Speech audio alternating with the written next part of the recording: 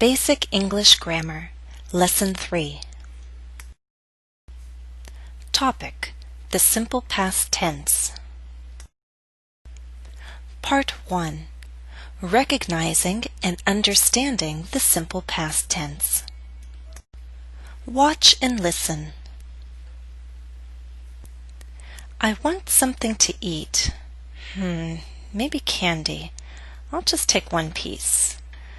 Yeah. Oh, but there's an apple. Okay, I'll put this back and I'll eat the apple, not the candy. Reading. The following text describes what you saw in the video. Can you find all the verbs in the simple past tense? What happened in the video? Jennifer was at the kitchen table. She wanted to eat something. First, she thought about eating candy. She opened the candy jar in front of her and took out a piece. Now take a moment and try to find the verbs in the simple past tense. Do you see them? Here they are. Happened, was, wanted, thought, opened, took. Let's go on to the second half of the text. Then she looked at the apple. In the end, she didn't eat the candy. She put it back and ate the apple. That was a good choice.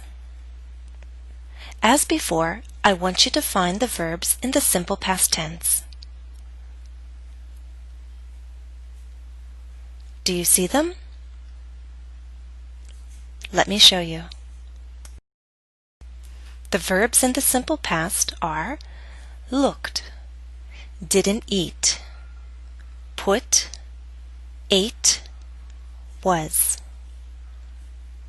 How did you do? Were you able to find them all?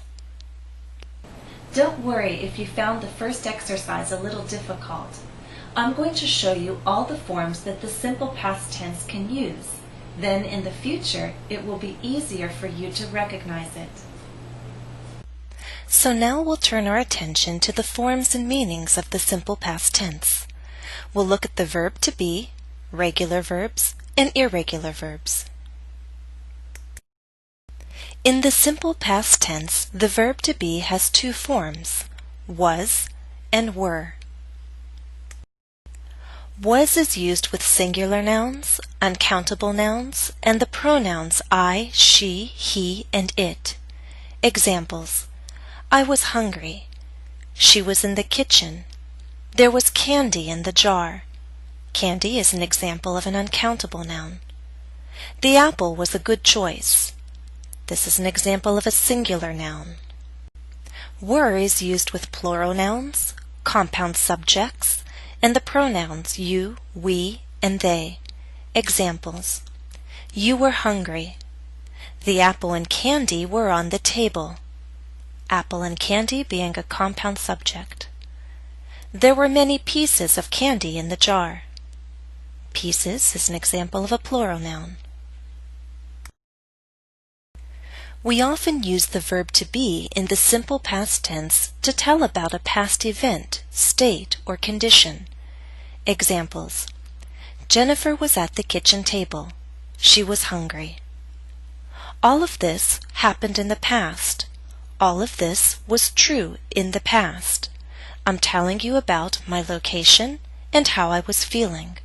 I was at the kitchen table. I was hungry. Okay, now that we've covered the verb to be, we're going to talk about all the other verbs. We'll group them into regular verbs and irregular verbs. In the simple past, regular verbs end in ed. Can you identify the regular verbs from the text? There are 6 verbs highlighted in orange. Can you find the 3 regular verbs? They are wanted, opened, and looked. These verbs are easier to recognize and use once you know the spelling rules. Here are the spelling rules for forming regular verbs. Rule 1. Add ed to a verb that ends in a consonant. Examples. Want ends in T, so we get wanted. Look ends in K, so we have looked. Rule 2. If a verb ends in consonant, vowel, consonant, double the last consonant before adding ed. Stop is a good example. It ends in TOP, consonant, vowel, consonant. So we're going to double the P and then add ed, and we get stopped. There are a couple of exceptions to rule number 2. First, don't double the consonants W, X, Y. For example, in fixed, we only write one X. The second exception is with unstressed syllables. Don't double the last consonant if the last syllable is unstressed. For example, in open, the stress is on the first syllable, so you do not double the N. Rule 3. Add only D to a verb that ends in E. For example, we'll add D to like and get liked. Rule 4. If a verb ends in Y, change the Y to an I and then add ed. For example, the verb carry.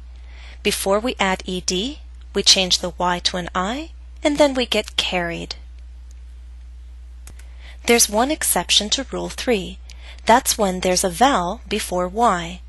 For example, in play, we have A before Y. We will not change the Y to an I. We'll simply add ed, played.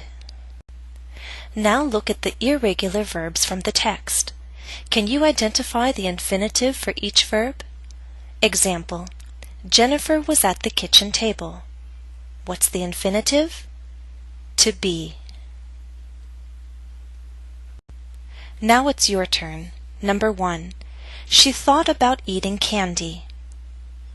The infinitive? To think. 2. She took out a piece. The infinitive? To take. 3. She put it back in the jar. The infinitive? To put. 4. She ate the apple.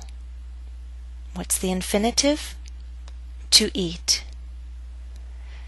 Now, irregular verbs can be tricky. There are a lot to remember.